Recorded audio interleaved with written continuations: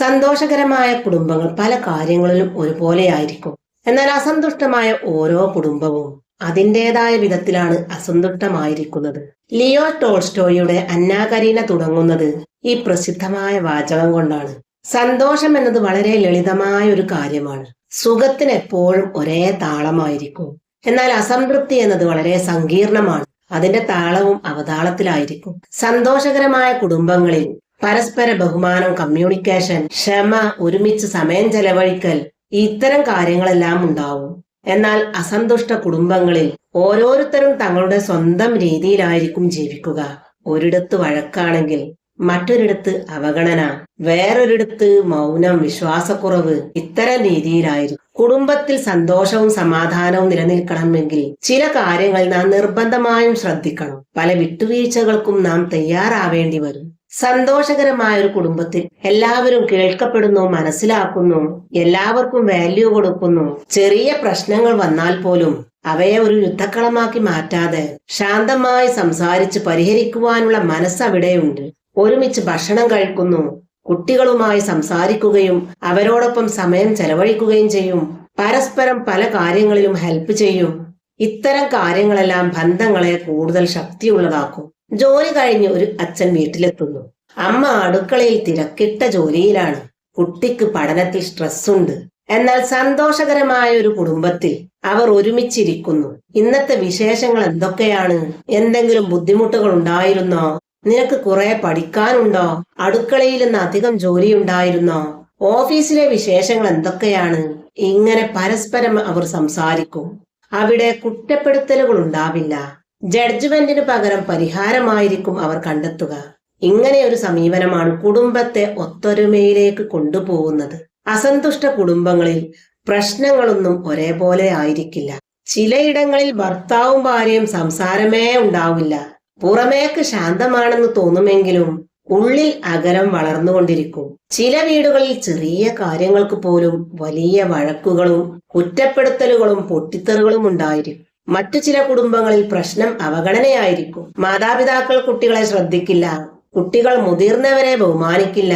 ഓരോരുത്തരും സ്വന്തം ലോകത്തിലായിരിക്കും. ഇത്തരത്തിൽ ഒരേ വീട്ടിൽ ജീവിച്ചാലും മാനസികമായി എല്ലാവരും അകലത്തിലായിരിക്കും. ഒരു കുടുംബത്തെ തകർക്കുന്നത് പലപ്പോഴും വലിയ വലിയ സംഭവങ്ങളല്ല, ദിവസേനയുള്ള ചെറിയ ചെറിയ അവഗണനകളാണ്. ഒരു വീട്ടിൽ ഫിനാൻഷ്യൽ പ്രോബ്ലം മൂലം ദമ്പതികൾ എപ്പോഴും കുറ്റപ്പെടുത്തിക്കൊണ്ടിരിക്കുന്നു. പണമില്ലാത്തതാണ് അവരുടെ പ്രശ്നം. ബഹുമാനവും സ്നേഹവും ഒക്കെ ഉണ്ടാവാം, പക്ഷെ കടുത്ത സാമ്പത്തിക പ്രശ്നം മൂലം അവർ ഒരുപാട് കഷ്ടപ്പെടുന്നുണ്ട്.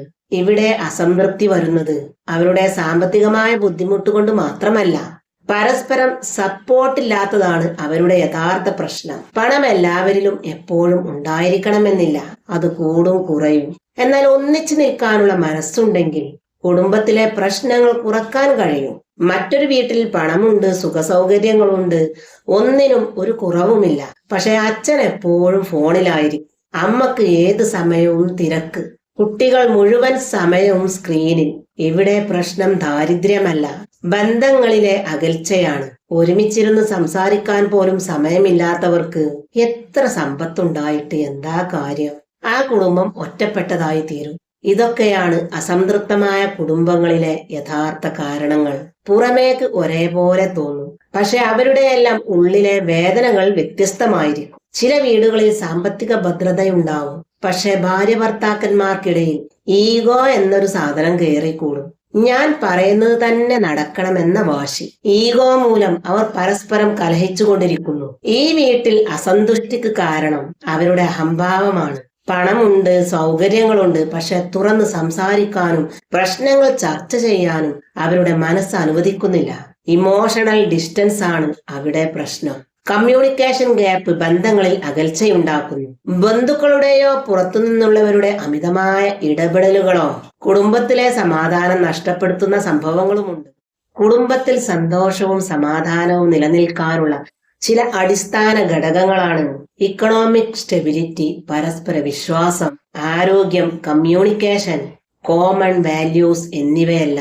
ഇത്തരം കാര്യങ്ങളെല്ലാം ഒത്തുവന്നാൽ കുടുംബങ്ങൾ പൊതുവെ സമാധാനപരമായ ഒരു ബാലൻസിലായിരിക്കും ജീവിക്കുക. എന്നാൽ ഈ എലമെന്റിൽ ഏതെങ്കിലും ഒന്നോ അതിലധികമോ തകരാറിലായാൽ ഓരോ കുടുംബവും വ്യത്യസ്തമായ ഒരു ക്രൈസിസിലേക്ക് നീങ്ങുന്നു. ഒരു കുടുംബത്തിൽ ജോലി നഷ്ടപ്പെടുകയോ കടബാധ്യതകൾ വരികയോ ചെയ്യുമ്പോൾ അത് ദമ്പതികൾക്കിടയിൽ നിരന്തരമായ തർക്കങ്ങൾക്കും കുട്ടികളുടെ വിദ്യാഭ്യാസത്തിലെ തടസ്സങ്ങൾക്കും വീട്ടിലെ സമാധാനമില്ലായ്മയ്ക്കും കാരണമാവുന്നു. ഇവിടെ പ്രശ്നം പണമാണ്. എന്നാൽ അതിന്റെ പ്രത്യാഘാതങ്ങൾ വൈകാരികവും സാമൂഹികവുമായ പല തലങ്ങളിലേക്കും നീങ്ങുന്നു. സാമ്പത്തിക ഭദ്രതയുള്ള കുടുംബങ്ങളിൽ പോലും പരസ്പരം കമ്മ്യൂണിക്കേഷൻ ഇല്ലാതെ വരുമ്പോൾ നിശബ്ദമായ ഒരു അകൽച്ച അവിടെ ഉണ്ടാവും. പുറമേക്ക് എല്ലാം ഓക്കെയാണെന്ന് തോന്നും, ഉള്ളിൽ ഓരോരുത്തരും ഒറ്റപ്പെടൽ അനുഭവിക്കുന്നുണ്ടാവും. മാതാപിതാക്കളുടെയും മക്കളുടെയും മൂല്യങ്ങൾ, ലൈഫ് സ്റ്റൈൽ തെരഞ്ഞെടുപ്പുകൾ, വിവാഹം, കരിയർ എന്നിവയെക്കുറിച്ചെല്ലാമുള്ള അഭിപ്രായ വ്യത്യാസങ്ങൾ കുടുംബങ്ങളിൽ ഉണ്ടാവുന്ന അസംതൃപ്തിക്ക് മറ്റൊരു കാരണമാണ്. ഇവിടെ പണമോ കമ്മ്യൂണിക്കേഷന്റെ കുറവോ അല്ല കാരണം, കുടുംബാംഗങ്ങൾ തമ്മിലുള്ള കാഴ്ചപ്പാടുകളിലെ വ്യത്യാസമാണ്. ആരോഗ്യ പ്രശ്നങ്ങൾ നേരിടുന്ന കുടുംബങ്ങളിലും സന്തോഷം കുറയാറുണ്ട്. കുടുംബത്തിലെ ഒരംഗത്തിന്റെ ദീർഘകാലമായുള്ള രോഗമോ മാനസികാരോഗ്യ പ്രശ്നങ്ങളോ കുടുംബത്തിന്റെ മുഴുവൻ സന്തോഷത്തെയും മാറ്റിമറിക്കുന്നു. അവരുടെ പരിചരണത്തിന്റെ ഭാരം, സാമ്പത്തികമായ സമ്മർദ്ദം, വൈകാരികമായ ക്ഷീണം ഇതെല്ലാം ചേർന്ന് കുടുംബത്തിലെ സന്തോഷവും സമാധാനവും ഇല്ലാതാകുന്നു. സന്തോഷം എന്നതൊരു സങ്കീർണമായ കാര്യമൊന്നുമല്ല. അത് ചില അടിസ്ഥാന മൂല്യങ്ങളുടെ ഫൗണ്ടേഷനിലാണ് ഉറപ്പിച്ചു നിർത്തിയിട്ടുള്ളത്. സന്തോഷകരമായ കുടുംബങ്ങളിലെല്ലാം കാണപ്പെടുന്ന പൊതുവായ ചില ഘടകങ്ങളുണ്ട്. പങ്കാളികൾക്കിടയിലും മാതാപിതാക്കളും മക്കളും തമ്മിലും പരസ്പരം റെസ്പെക്റ്റ് ഉണ്ടായിരിക്കും.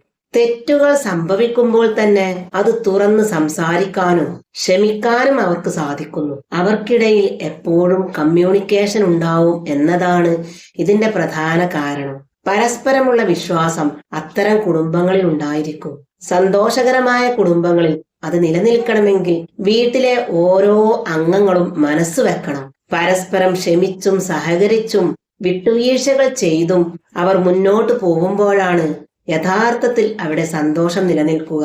അവർക്കെല്ലാം ഓരോ ഉത്തരവാദിത്വങ്ങൾ ഉണ്ടായിരിക്കും. വീട്ടിലെ കഷ്ടപ്പാടുകളും ബുദ്ധിമുട്ടുകളുമെല്ലാം അവർ പരസ്പരം ഷെയർ ചെയ്യും. പ്രശ്നങ്ങൾ ഒന്നിച്ചിരുന്ന് ചർച്ച ചെയ്ത് പരിഹരിക്കും. അതായത് സന്തോഷത്തിനൊരു റെസിപ്പിയുണ്ട്, ഒരു പാചകക്കുറിപ്പ്.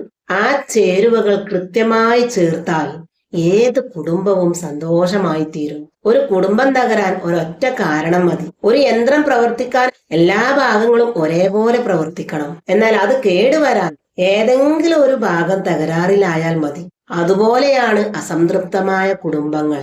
ഓരോ കുടുംബത്തിലും അസംതൃപ്തി ഉണ്ടാക്കുന്നത് വ്യത്യസ്തമായ കാരണങ്ങളായിരിക്കും. നിങ്ങളുടെ കുടുംബത്തിൽ അസംതൃപ്തി ഉണ്ടെങ്കിൽ അത് മറ്റുള്ളവരുടെ ജീവിതവുമായി കമ്പയർ ചെയ്യരുത്. ഓരോ കുടുംബത്തിന്റെയും പ്രശ്നങ്ങൾ വ്യത്യസ്തമാണ്. അതിനൊരു യൂണിവേഴ്സൽ പരിഹാരമില്ല.